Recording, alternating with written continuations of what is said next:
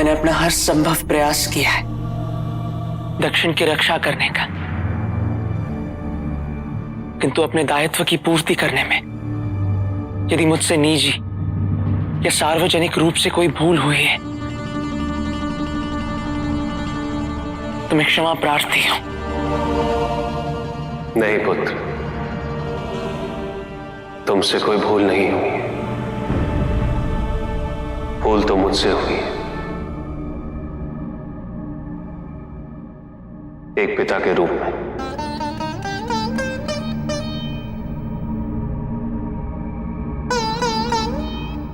इसीलिए मेरा पुत्र मुझसे अपने हृदय की पीड़ा व्यक्त करने में इतना संकोच कर रहा है। नहीं पिताजी, आप ऐसा मत कहिए, ऐसा कदापि नहीं है। ये तो मेरी आत्मग्लानि है जिसे व्यक्त करने में मैं असमर्थ हूं। मैं सदैव ऐसा प्रयत्न करता कि मुझसे ऐसा कुछ ना हो जिससे किसी को दुख पहुंचे, किसी के सम्मान पर आघात हो। किंतु कुछ व्यक्ति मुझे विवश कर देते और मैं विवश हो जाता।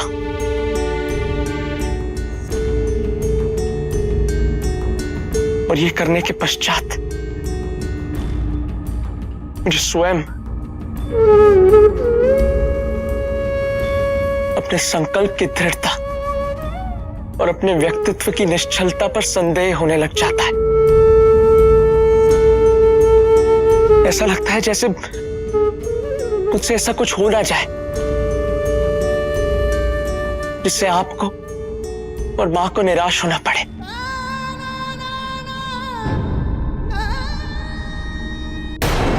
कार्तिकेय ने मुझे चेतावनी दी, उस बालक ने देवराज इंद्र को चेतावनी दी, और हम कुछ नहीं करेंगे, ऐसे ही हाथ में हाथ रख के बैठे रहेंगे।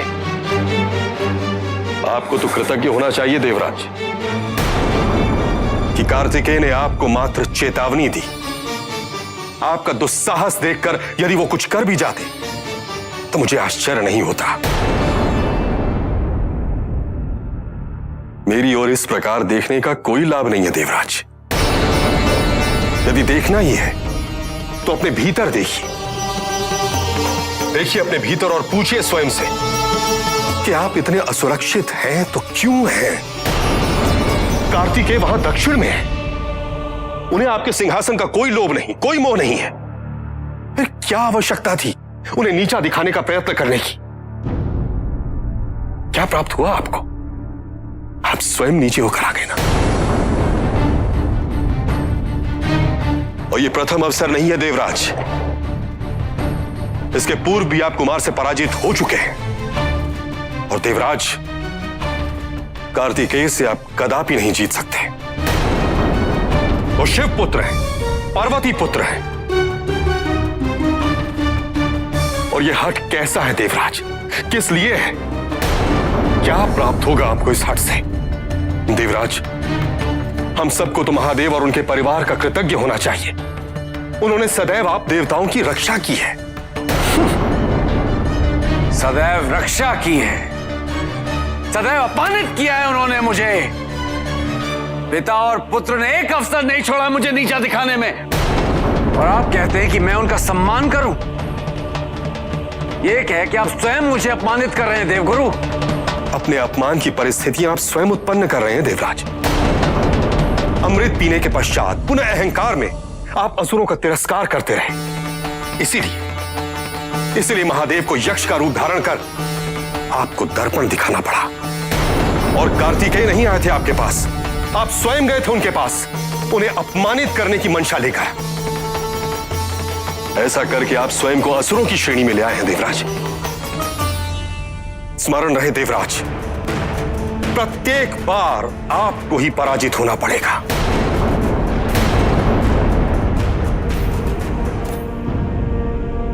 अब आपकी असुरक्षा कहीं इसका यह अर्थ न निकाल ले कि मैं आपको शाप दे रहा हूं। नहीं देवराज, नहीं। मैं आपको शाप नहीं दे रहा। गुरु होने के नाते मैं तो मात्र आपको सावधान कर रहा हूं उस भविष्य से जिसे आप देख पाने में असमर्थ हैं।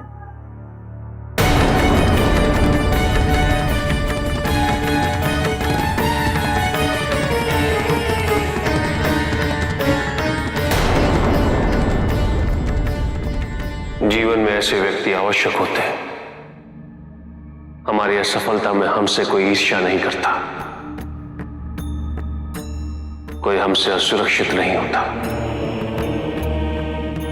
यदि कोई हमसे असुरक्षित हुआ तो इसका एक ही अर्थ है कि हम अपने उत्तरदायित्व, अपने कर्तव्य में सफल हो रहे हैं। हमने जिस मार्ग का चयन किया है वो सही है। जिस उद्देश्य हेतु हम प्रयत्नशील हैं वो उचित है।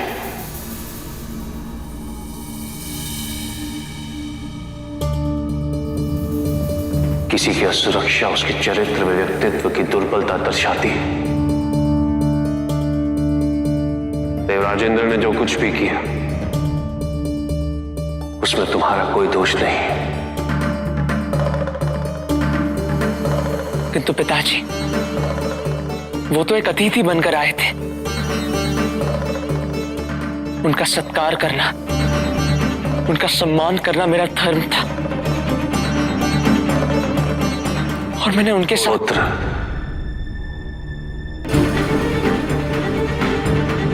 अतिथि यदि आतिथ्य का सम्मान न करे, यदि वो स्वयं मर्यादा का उल्लंघन करने लगे,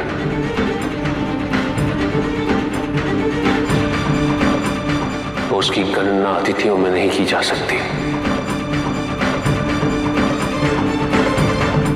देवराजेंद्र तुम्हारे आत्मविश्वास, तुम्हारे आत्मसम्मान पर आघात करने आए थे। इसमें तुम्हारा कोई दोष नहीं है पुत्र। अभी तो जिस परिपक्वता, जिस संयम के साथ तुमने उनका सामना किया, उससे मैं अत्यंत प्रसन्न हूं। मेरा आशीर्वाद सदैव तुम्हारे साथ है मेरे पुत्र।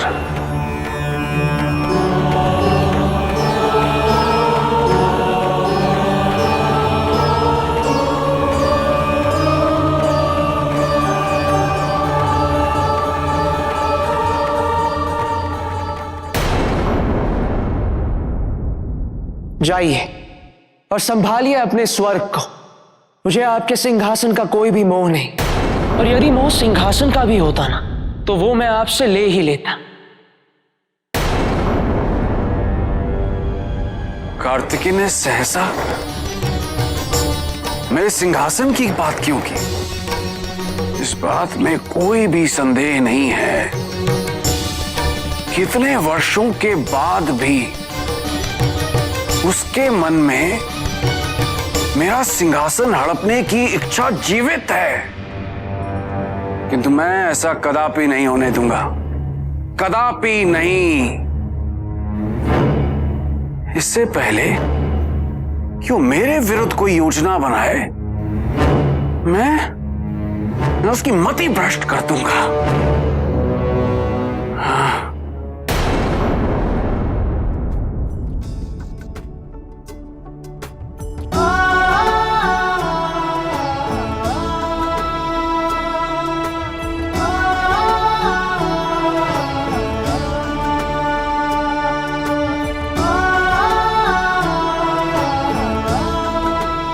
हमारे भैया के लिए विशेष उपहार हमारी ओर से।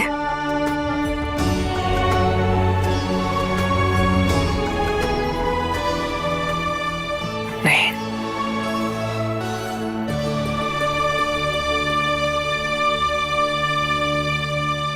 सेनापति मुर्गन की बहन के नेत्र में अश्रु शोभा नहीं देते। सब सेनापति मुर्गन नहीं होते कि अश्रु छुपाने के लिए मुस्कुराने का साहस कर सके।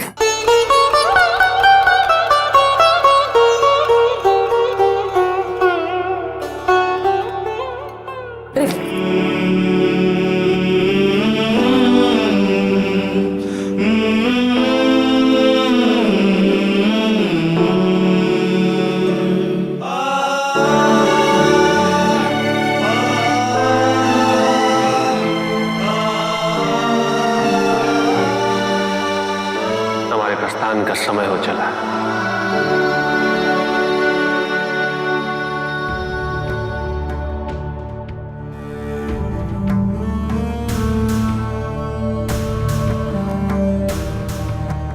कल्याण हो।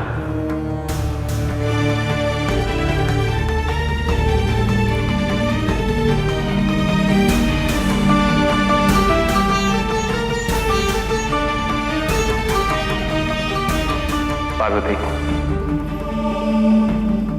कोई हमारी प्रतीक्षा कर रहा है।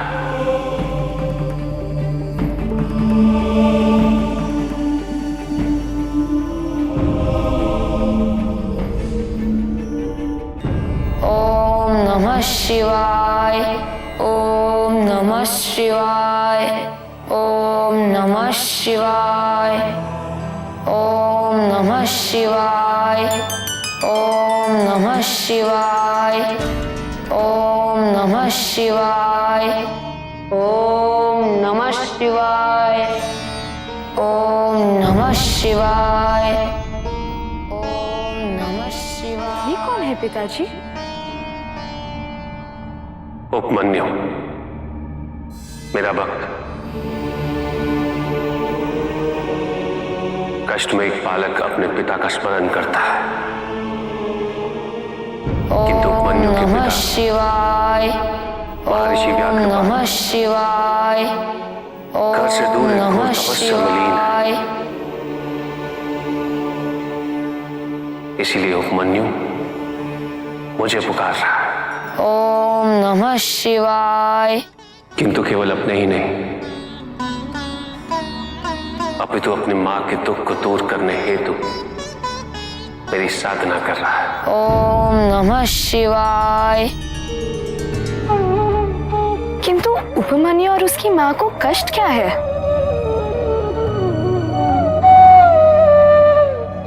पिता के दूर जाने के पश्चात उपमन्यु अपनी मां के साथ अपने मामा के घर रहने आया था।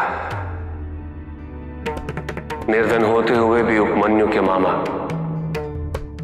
उदार हृदय के थे। बहन, हमारी दरिद्रता से तो तुम पहले से ही अवगत हो, इसलिए गांव के दूर यहीं समीप एक कुटिया में रह रहे हैं। यदि तुम्हें कष्ट ना हो तो तुम भी रह लो। अवश्य भैया। उनका आहार केवल कंदमूल ही था। चलो पुत्र, खा लो। नहीं माँ, मुझे कंदमूल अच्छा नहीं लगता। ऐसा नहीं कहते पुत्र, हमें जो भी मिले, जितना भी मिले, उसके लिए हमें ईश्वर को धन्यवाद देना चाहिए। हाँ, चल खा ले।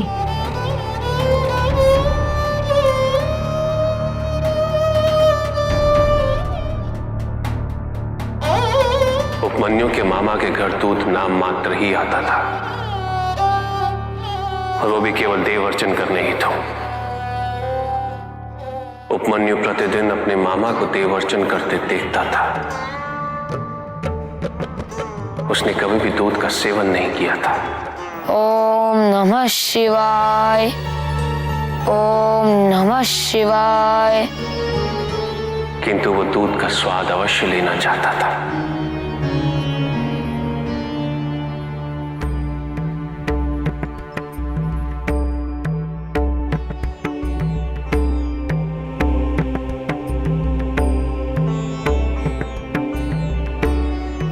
एक दिन उपमन्यु की मामी ने उसे थोड़ा सा दूध दिया और कहा कि इससे अधिक नहीं दे पाऊंगी, क्योंकि दूध है ही नहीं। इतना ही दूध था। यदि इससे अधिक होता तो अवश्य देती। ये लो, पी लो।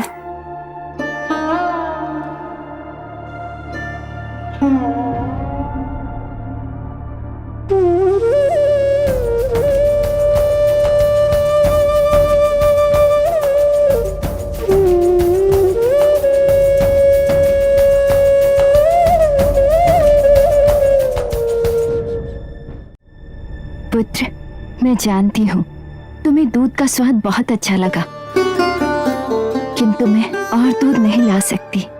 तुम्हें तो पता ही है ना कि तुम्हारे मामा के ऊपर हम लोग पहले से ही बोझ हैं। हम उनसे कुछ भी नहीं मांग सकते। उपमान्यु को और दूध नहीं मिला?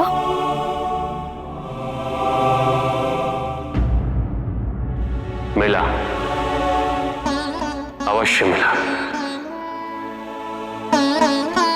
किंतु एक विचित्र रूप का दूध, एक मां की विवशता से निर्मित। अपने पुत्र को दूध के लिए लड़ाई देख उपमन्यु की मां ने चावल को पीसकर जल में मिला दिया। ओम नमः शिवाय। देखने में वो मिश्रण दूध जैसा ही था, किंतु जैसे ही उपमन्यु ने उस मिश्रण का स्वाद लिया, उसे उसकी भिन्नता का आभास हो गया। माँ, ये दूध नहीं है। मेरे भाग्य में तेरी इतनी छोटी सी भी इच्छा पूरी करना नहीं लिखा है। मैं इतनी असहाय क्यों हूँ? नहीं माँ, आप रोइए मत। मुझे क्षमा कर दीजिए। मैं आज से आपसे कभी दूध नहीं मांगूंगा और मामा मामी से भी दूध नहीं मांगूंगा। किंतु मैं महादेव से तो दूध मांग सकता हूँ ना माँ। वो तो जगत पिता है, वो मेरी इतनी सी तो इच्छा पूरी करेंगे ना माँ। मैं उनसे प्रार्थना करूंगा। मेरा पुत्र,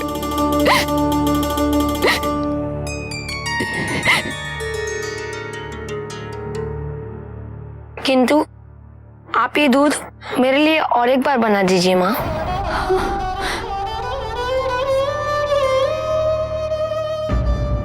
उसने चावल से बना दूध फिर से क्यों मांगा?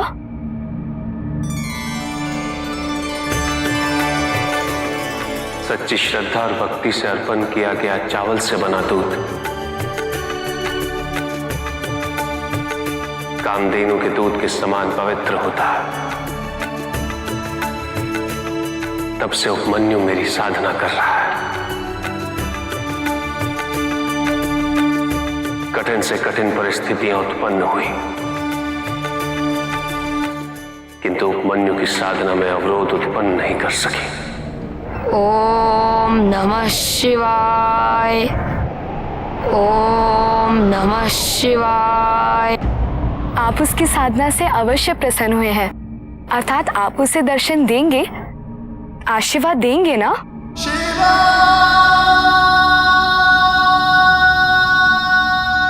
अवश्य।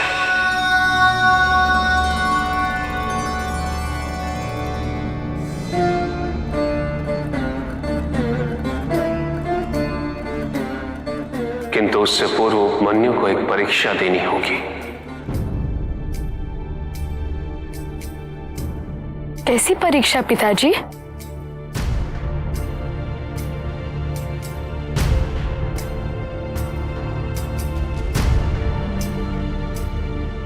ओम नमः शिवाय।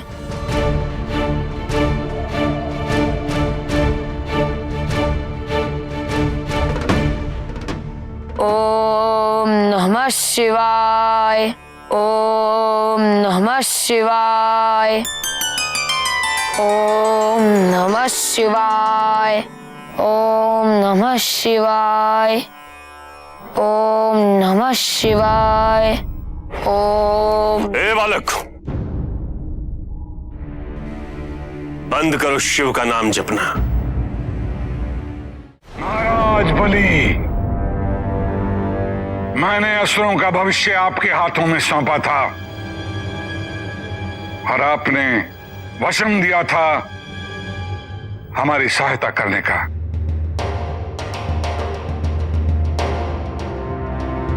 क्या किया आपने? वो अनर्थ जिसकी अपेक्षा कोई शत्रु से भी नहीं करता। आज मैं प्रत्येक असुर के मन में उठ रहे प्रश्न और आशंका का उत्तर लेने आया हूं आपसे।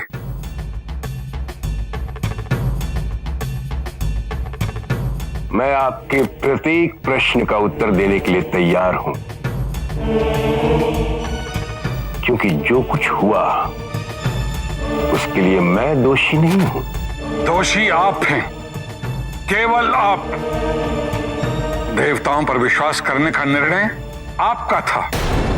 न ब्रह्मा, न विष्णु, न महादेव, कोई नहीं, कोई असुरों के पक्ष में नहीं था। ये मैंने स्मरण कराया था आपको। किंतु राहु ने जो किया,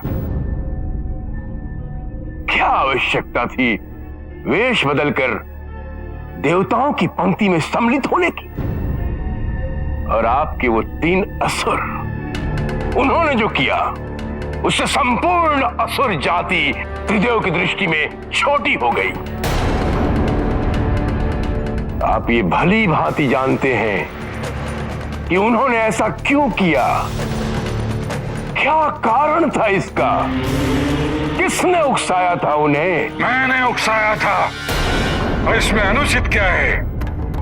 क्या उन देवताओं में सामर्थ्य था असुरों के बिना मंथन करने का? मुझ पर दोषारोपण करने से पहले आप स्वयं स्वीकार कर लें कि त्रिदेव में अपने प्रति सहानुभूति पाने हेतु आपने असुरों का भविष्य दांव पर लगा दिया। असुरों के प्रति इस अन्याय में ब्रह्मा, विष्णु, महादेव के साथ आप भी सम्मिलित हैं। महाराज वज्रांग, आप मेरे अतिथि हैं और मैं आतिथ्य मर्यादा का उल्लंघन नहीं करना चाहता।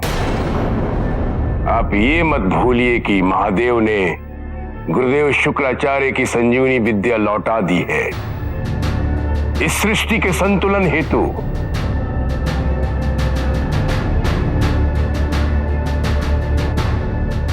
क्या आपको इसमें न्याय नहीं दिखाई देता?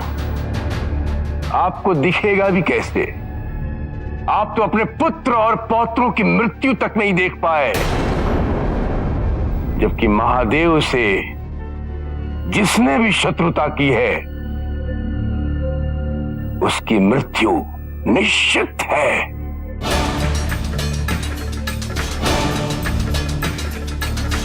मैंने वचन दिया था कि मैं कोई अधर्म नहीं करूंगा,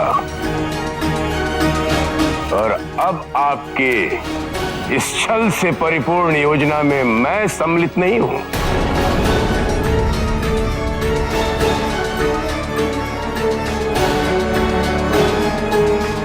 महाराज वज्रांग, मैं आपके साथ नहीं हूं।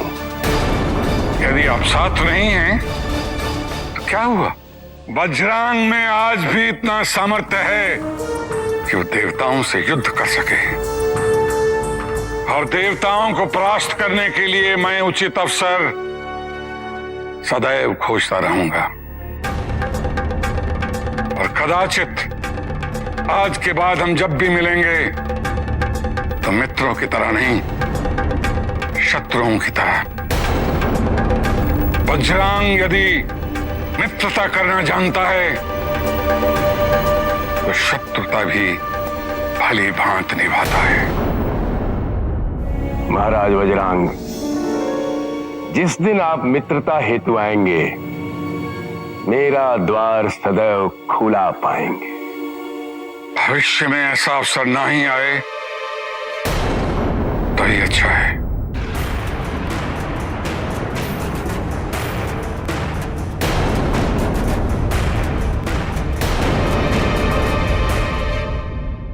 क्षमा करें, आप कौन हैं? मैंने आपको पहचाना नहीं, और आप मुझे शिव जाप करने से रोक क्यों रहे हैं? क्योंकि तुम्हारे महादेव की उपासना करने से कोई लाभ नहीं होता। तुम्हें मेरी भक्ति करनी चाहिए। मैं तुम्हारी सारी इच्छाएं पूरी कर दूंगा। मेरी शरण में आओ बालक, मैं तुम्हारा जीवन परिवर्तित कर दूंगा। क्षमा करें, पर हमारी माता कहती है कि हमें बड़ों का आदर करना चाहिए। आप मुझसे बड़े हैं और महादेव तो आपसे भी बड़े हैं। आपको उनका आदर करना चाहिए और आपको उनके लिए अपशब्द नहीं बोलना चाहिए। मुझे तुम्हारा निवेदन स्वीकार नहीं। मैं तो तुम्हारे महादेव का आदेश भी न मानूं। सर्वशक्तिशाली हूं मैं, किसी का भय नहीं है मुझे, तुम्हारे महादेव का भी नहीं। मैंने आपसे कहा ना कि आप हमारे महादेव के लिए ऐसे अपशब्द मत बोलिए।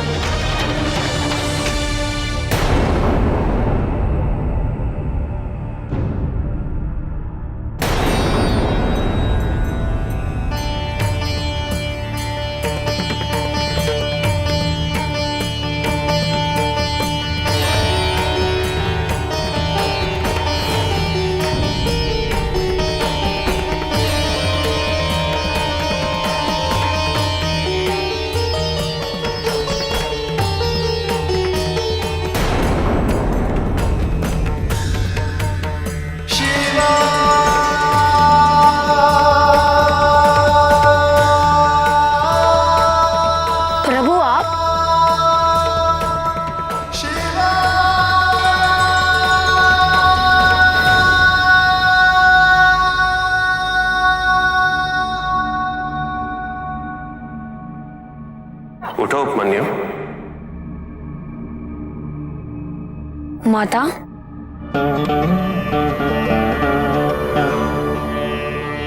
प्रभु मुझे क्षमा कीजिए। मैं आपको पहचान ना सका और आपका तिरस्कार कर बैठा। नहीं उपमन्यु, तुमसे कोई भूल नहीं हुई। तुम्हें तो मेरी वास्तविकता का बोध ही नहीं था, अन्यथा तुम कभी ऐसा नहीं करते। पर प्रभु, आपने वो रूप क्यों लिया? क्योंकि मैं तुम्हारी भक्ति की अंतिम परीक्षा लेना चाहता था।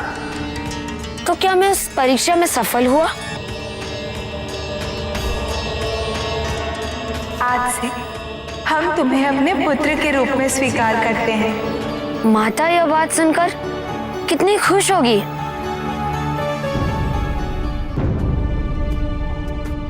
मैं तुम्हारी तपस्या से अत्यंत प्रसन्न हूं।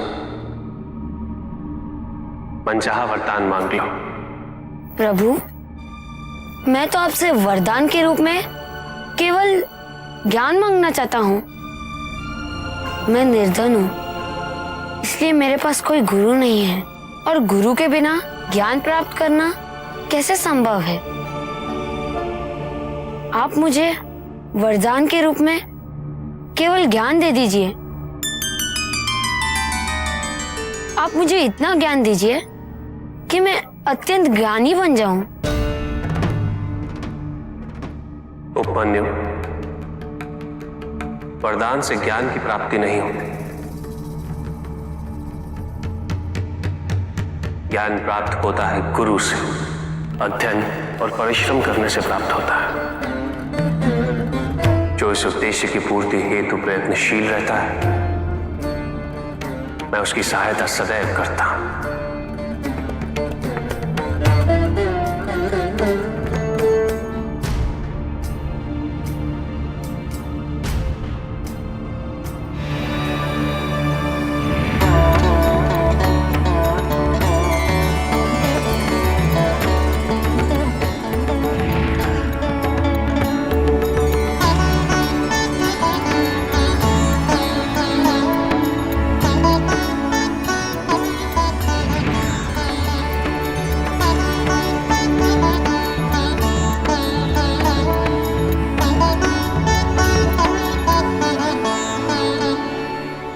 ये लो, ये सब तुम्हारे लिए है पुत्र।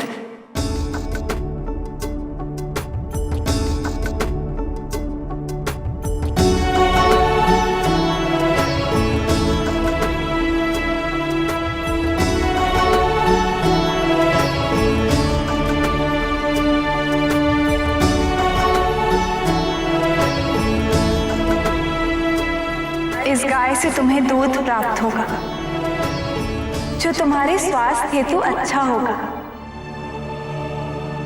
और साथ ही ये धन जो शिक्षा में तुम्हारी सहायता करेगा।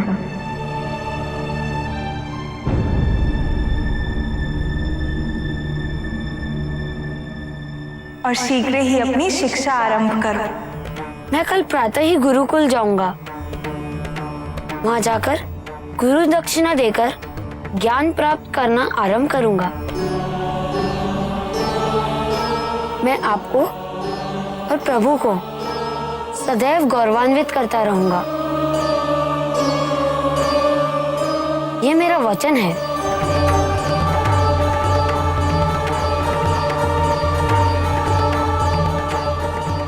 तथास्तु।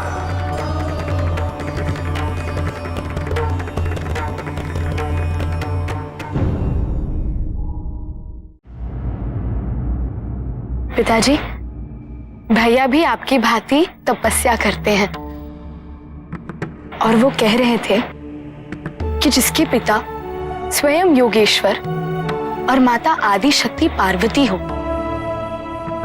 उसका तपस्वी होना पूर्व नियत ही नहीं अपितु उसका धर्म होता है।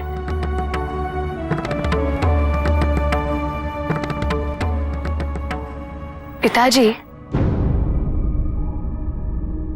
जिस प्रकार भैया का कर्तव्य है, उसी प्रकार क्या हमारा भी कोई कर्तव्य है?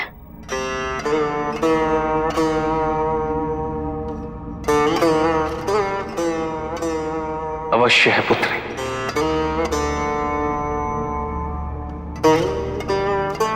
तब द्वारा धर्म और कर्म के नए अध्यायों को उजागर करना।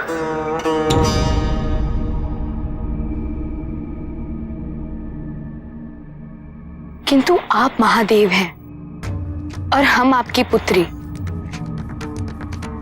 बिना तप के धर्म और कर्म के नए अध्याय को उजागर नहीं कर सकते।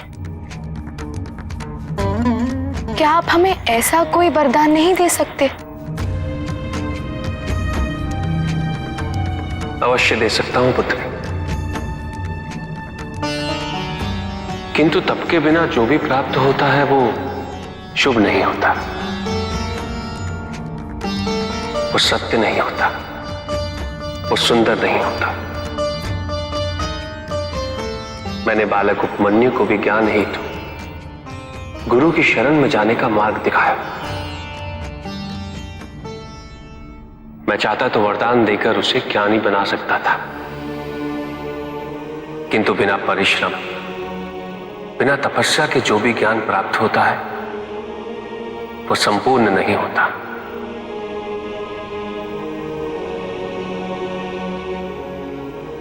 तुम्हें सभी सुखों की प्राप्ति होगी, किंतु तपस्या के बिना समस्त संसार भी मिल जाए वो व्यर्थ है।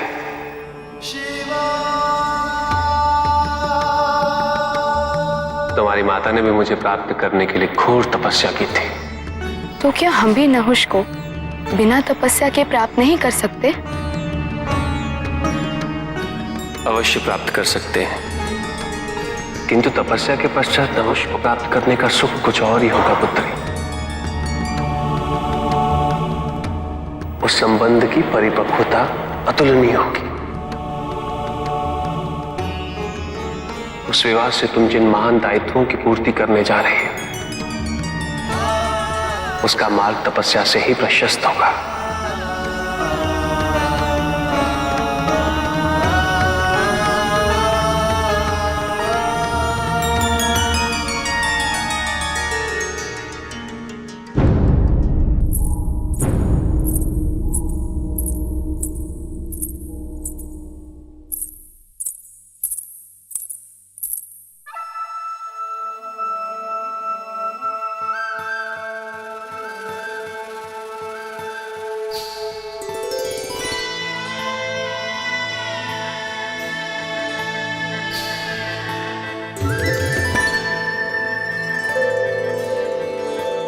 देवसेना।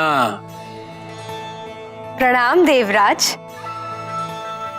मुझे सूचना मिली कि आपको मेरी आवश्यकता है, तो मैं अविलंब आ गई। अविलंबित तो तुम्हें आना ही पड़ता। मैंने तुम पर जो उपकार किया था वो स्मरण है या नहीं? जी देवराज, आपने मेरी रक्षा की थी असुरों से। ना करता तो तुम भली भांति जानती हो तुम्हारा क्या होता है ना? जी देवराज। इसमें कोई संदेह नहीं है कि तुम मेरी ऋणी हो। अब तुम मेरा ऋण तो उतार नहीं सकती, किंतु मेरा एक कार्य करके तुम मुझे प्रसन्न अवश्य कर सकती हो। आपकी आज्ञा का पालन करना तो मेरा धर्म है। धर्म के निर्वाह हेतु मैं अपने प्राणों की आहुति भी दे सकती हूँ। कार्तिकेय का नाम सुना है? जी, महादेव वो माता पार्वती के पुत्र। उनको कौन नहीं जानता। उनकी वीरताओं के चर्चे तो दूर दूर तक हैं। इतनी कम आयु में कितने असुरों का वध कर चुके हैं वो। मैंने तो सुना है कि देवलोक के सिंहासन के योग्य भी उन्हें समझा गया है। आप उन्हीं कार्तिकेय के बारे में बात कर रहे हैं ना?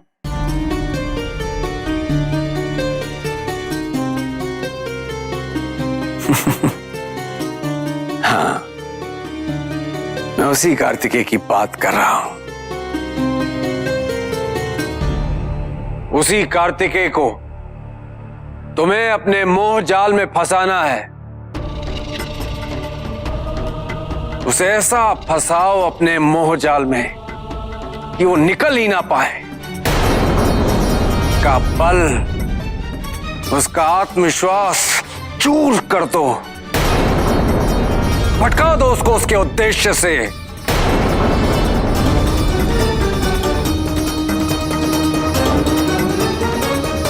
किंतु देवराज, मैं उनके साथ ऐसे कैसे कर सकती हूँ? मेरी आज्ञा का पालन करना तुम्हारा धर्म है। धर्म। तुम अपने प्राणों की आहुति तो दे सकती हो, किंतु मेरे आदेश की अवहेलना नहीं कर सकती। ये तुम्ही ने कहा था। कहा था ना?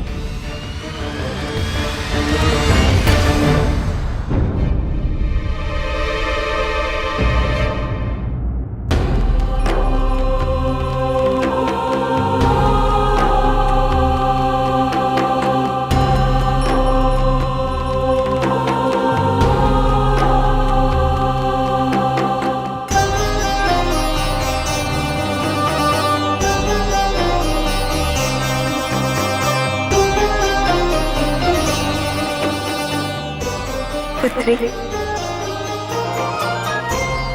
आओ हम तुम्हें अच्छे से तैयार कर दें। और अच्छा किया जो तुमने ये पुराने आभूषण निकाल दिए। हम आज ही तुम्हें नए आभूषण देने वाले थे। हम अभी लेकर आते हैं। माँ,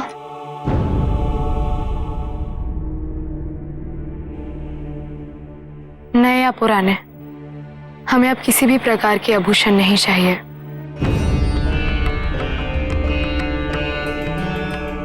क्या हुआ पुत्री? तुम किसी कारण दुखी हो? नहीं माँ, हम तो अत्यंत प्रसन्न हैं। हमें अपने कर्तव्य का बोध हो गया है। कर्तव्य का बोध? और उससे आभूषण न धारण करने का क्या संबंध है? माँ, तब में आभूषणों की क्या उपयोगिता है? तब तो स्वयं को भुलाने का मार्ग है, क्योंकि जब तक स्वयं को ना भुलाया जाए तो आत्मा अनुभूति कैसे होगी? माँ, हम ध्यान करने जा रहे हैं। हम जानते हैं कि आपका आशीर्वाद सदैव हमारे साथ रहेगा।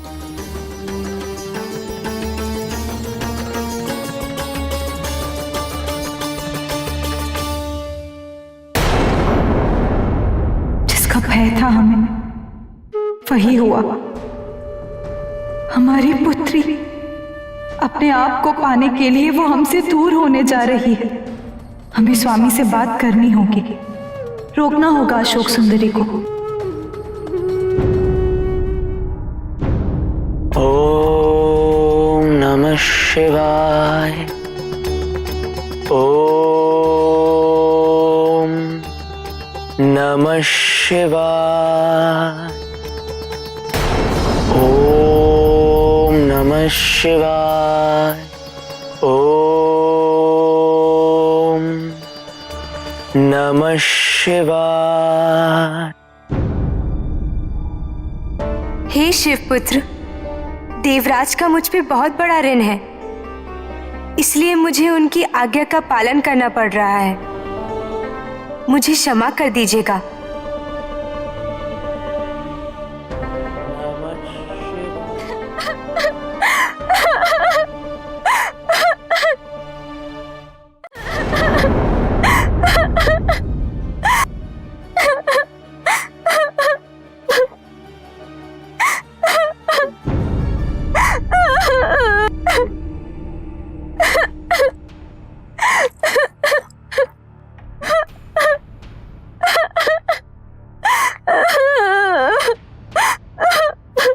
क्या हुआ?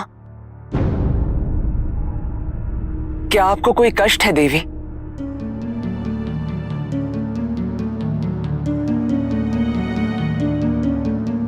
क्या मैं आपकी किसी प्रकार से सहायता कर सकता हूं?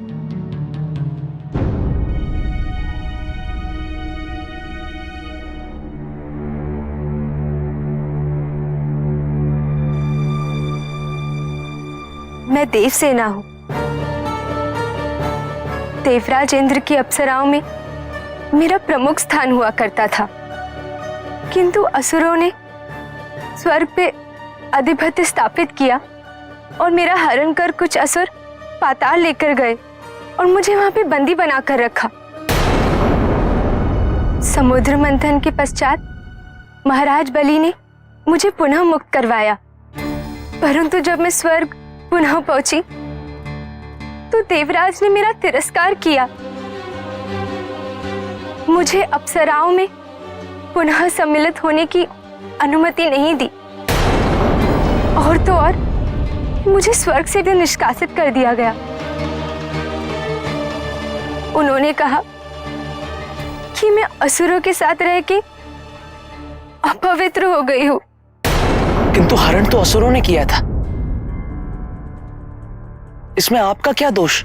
देवराज ने कहा कि यदि मैं स्वर्ग में पुनः सम्मिलित होना चाहती हूँ तो मुझे कठिन तप करके शुद्धिकरण करना होगा, किंतु मैं जब भी प्रयत्न करती थी ये असुर मुझे परेशान करने आ जाते थे।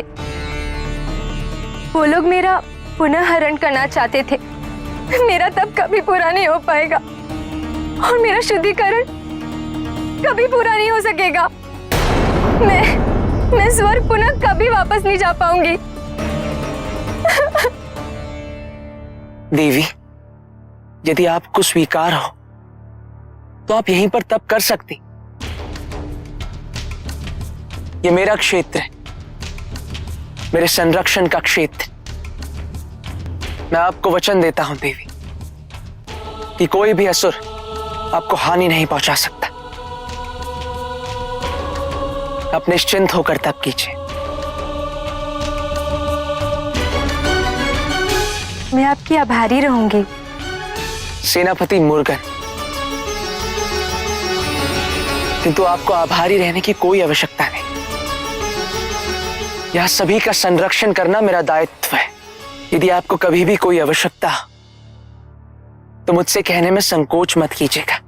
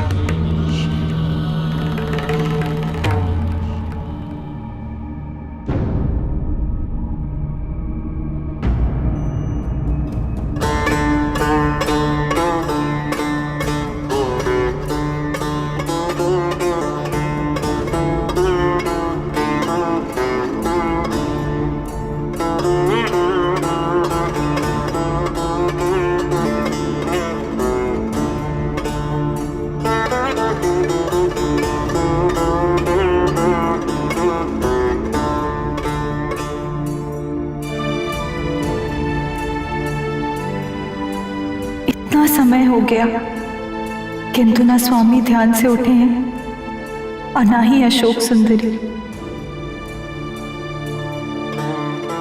बिना भोजन किए वो इतने लंबे समय तक पहले कभी नहीं रही। उसे भूख नहीं लग रही होगी। इतनी अल्प आयु में इतना कष्ट उठाने की क्या आवश्यकता है? प्रभु और उनकी पुत्री वो ध्यान में लगे हुए हैं। अब हम क्या करें? हमें भी ध्यान करना चाहिए। तुम ध्यान में नहीं बैठ पाओगे।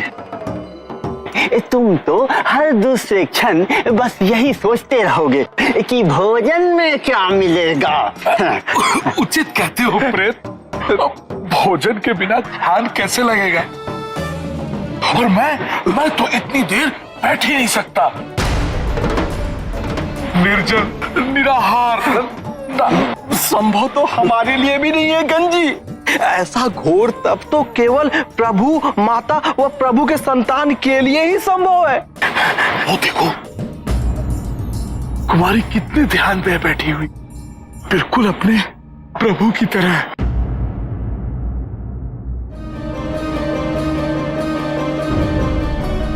नहीं, अब हम और प्रतीक्षा नहीं कर सकते।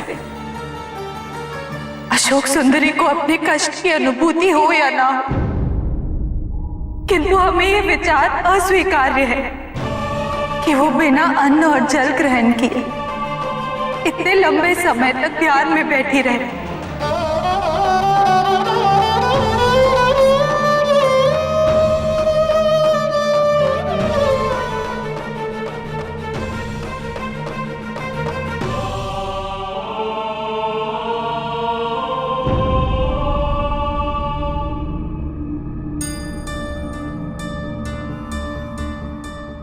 तो हम अपनी ही पुत्री का ध्यान कैसे भंग कर सकते हैं?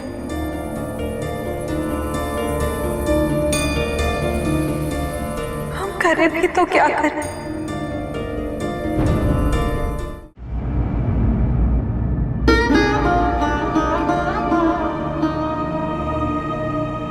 दिन प्रतिदिन ध्यान में बैठने लगी है अशोक सुंदरी। तो धीरे धीरे ध्यान की अवधि भी बढ़ने लगी। यदि हम कुछ समझाने का प्रयत्न करते हैं तो हमें अपने पिताजी से प्राप्त हुआ ज्ञान सुनाने लगती है। और यदि स्वामी से कुछ कहे तो वो हमेशा हमारी बात टाल देते हैं।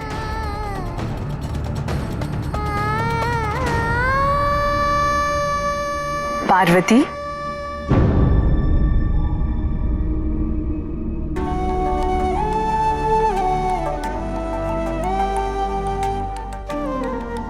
माँ,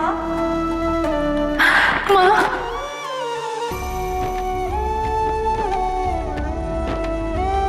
इतनी भी प्रसन्न मत हो पुत्री। हम तुमसे नहीं, अपनी नातिन से मिलने आए हैं। माँ, इससे अधिक प्रसन्नता की बात हमारे लिए और क्या हो सकती है?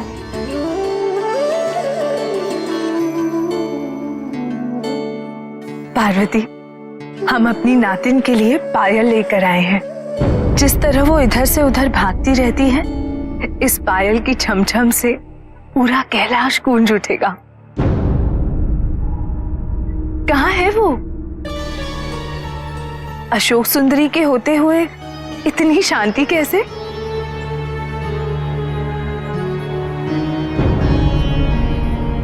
पुत्री, क्या बात है? तुम्हारे माथे पर ये चिंता की लकीरें क्यों?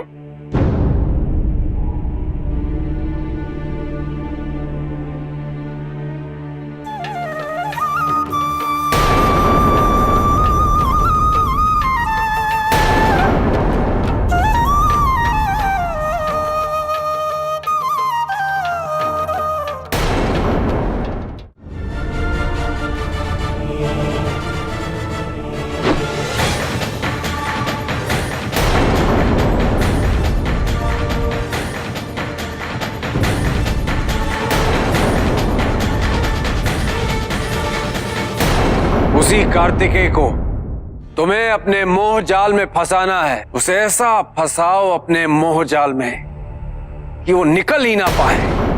ये मुझे क्या हो रहा है? मैं अपने उद्देश्य से भटक रही हूँ। अगर देवराज को पता चल गया तो वो अत्यंत क्रोधित होंगे।